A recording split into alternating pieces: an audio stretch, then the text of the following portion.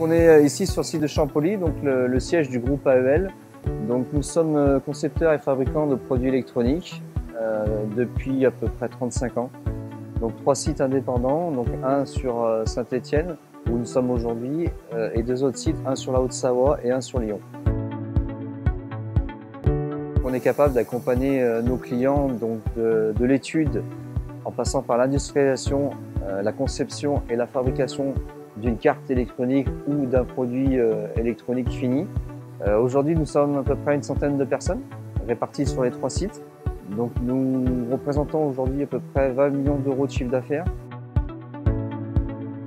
On devait passer à un poste 3-8 et là on a rencontré des difficultés de monter un poste de nuit en PME, en monde rural, avec le marché actuel du travail. C'était un des premiers points pourquoi on avait besoin d'investir sur une machine comme la Tomcat en haute cadence. Et le point le plus important aussi, c'est d'un point de vue technique.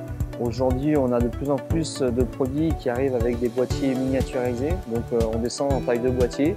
Le marché du composant électronique est dans cette tendance-là. Les fabricants de composants, notamment les fabricants asiatiques, vont arrêter certaines gammes de boîtiers. Donc la Tomcat était là aussi pour descendre et avoir une cadence et une qualité, une répétabilité sur la pose de petits boîtiers. La relation avec le remplaceur, donc, elle est historique, elle est de plusieurs décennies.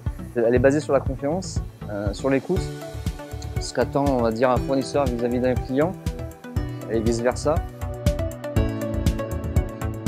Oui, je les recommanderais parce qu'ils ont un rapport qualité-prix qui correspond tout à fait au marché français. Ils ont su répondre d'un point de vue technique, d'un point de vue software. Ils ont des outils qui pointent vers l'industrie du futur, l'industrie 4.0. Je pense que sur l'Hexagone, on est au début de cette démarche. Après, en Europe, c'est un peu plus avancé, au niveau mondial aussi. Mais je pense qu'ils ont pris le bon train.